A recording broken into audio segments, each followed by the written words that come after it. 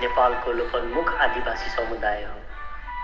परपूर्वकालदेखि यी जाति पूर्वी तराई झापाको मेची र कन्काई नदीको आसपास बसोबास गर्दै आएका छन्। सन् 2068 को जनगणना अनुसार मेचे जातिको जनसङ्ख्या 4867 रहेको छ। विशेष गरी यी जातिले खेतीपाती गर्ने, माछा मार्ने लगायतका पेसाहरू गर्दै आएका छन् र मेची जातिले नयाँ सालको वैशाख महिनामा कुल पूजा गर्दछन्। यो पूजा मेची जातिको पुजारी अथवा रुजाबाट गर्ने गर्दछन् र यी जाति आफ्नै संस्कृतिमा आधारित छन्।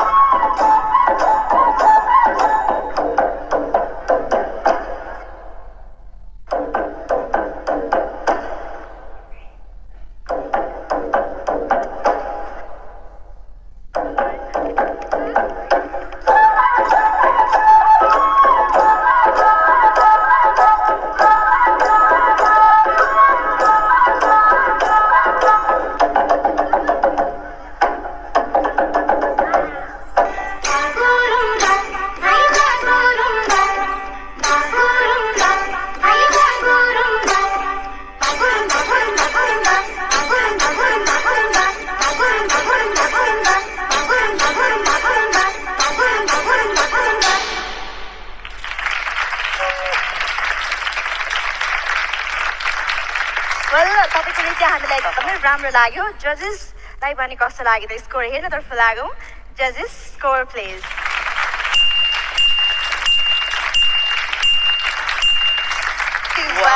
Congratulations. Thank you. बधाई सुनिता।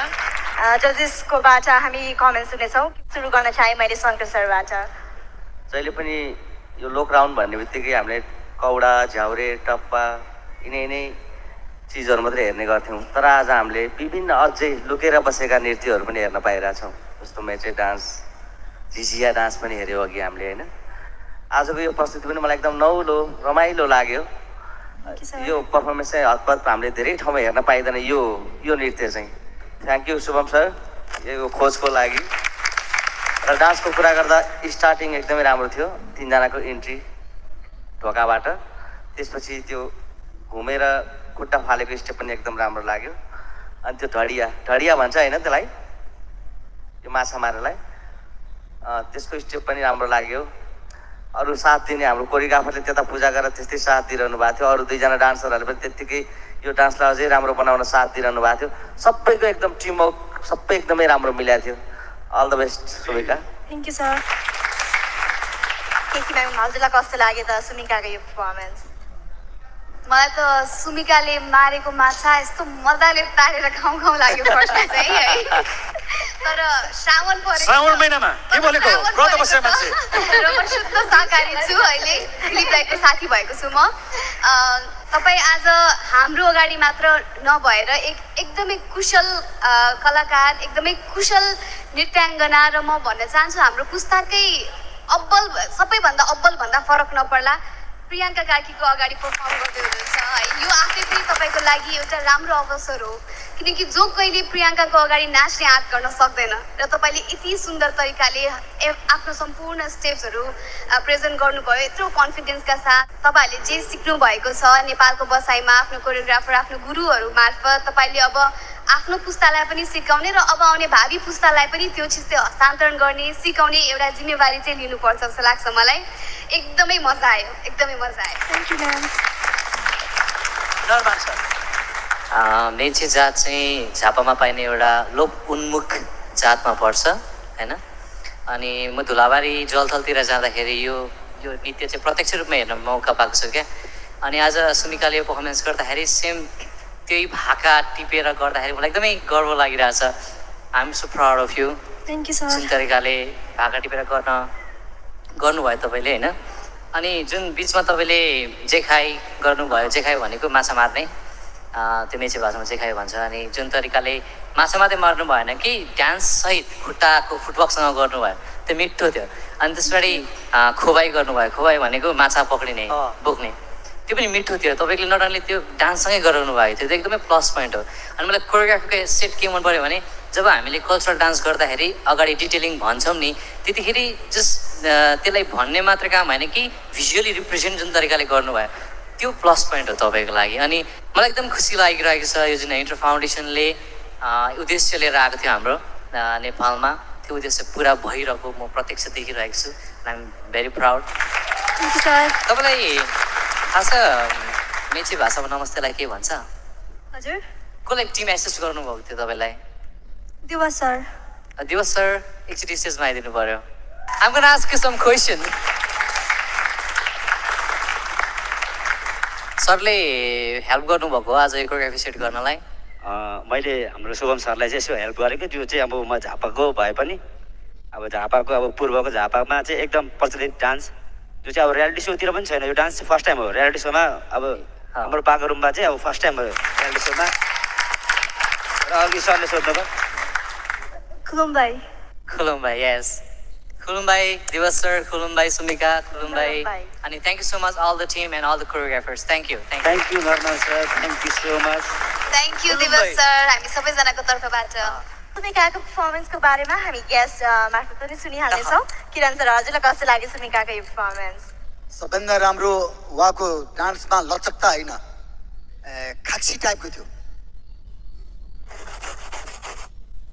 त्यो काठमा खाक्सी लगाउने अथवा कुनै चिजमा खाक्सी लगाउने फिनिसिङ दिने हो क्या। तपाईँको डान्समा ज्यादै राम्रो फिनिसिङ थियो, लचकता थियो, लस्सा थियो। लस्सा लस्सा भने यस्तो आउने क्या, लस्सा लस्सा थियो। मैले धेरैवटा रियालिटी सो हेरेँ होला, धेरैवटा राष्ट्रिय नाचगारमा जाहिर खाँदाखेरि धेरैवटा डान्सहरूको पर्फर्महरूको जज पनि शुभ स्तर पनि पाएँ। कहिले पनि यस्तो खालको देखाएको थिएन। बहिनीको भविष्य एकदमै राम्रो छ, लामो रेसको घोडा हो। र अर्को एउटा पर्फर्म मलाई के पनि राम्रो लाग्यो भने यतातिरबाट त्यो माछा फाल्ने, त्यो पिठमा फाल्ने माछा फाल्ने त्यो भाइको पनि राम्रो लाग्यो। ताकि उसले पनि पिठमा फालेको छ क्या, त्यो पनि राम्रो लाग्यो। एकचोटि उठेर यो नेपालकै इतिहासमा पहिलोपटक गरेको पर्फर्मको लागि अत्यन्तै सुन्दर तरिकाले प्रस्तुत गरेको लागि तपाईँलाई सल्युट गर्छु। I love you. प्रियङ्काजीलाई कस्तो लाग्यो? आई थिङ्क जुन डान्स आज यहाँले पर्फर्म गर्नुभएको छ त्यो एकदम डिफिकल्ट छ जस्तो लाग्यो कि, बिकज एकदम ढमढम बिट छैन, एकदम डान्स गर्नको लागि धेरै स्टेप्सहरू छैन। तपाईँ एउटा सर्टन एक्टिभिटी गर्दै हुनुहुन्थ्यो नि त। तर मेरो लागि चाहिँ from your performance the killer part was your expressions. I think यति क्युट Thank you, ma'am. सुमिका हजुरको अगाडिको बाटो तय भनेको जजेसको स्कोरले मात्र होइन अब अडियन्सको भोटको पनि त्यत्तिकै भनौँ न इम्पोर्टेन्ट रहन्छ अहिले भने प्लिज भोट अपिल गर्नु होला है त हुन्छ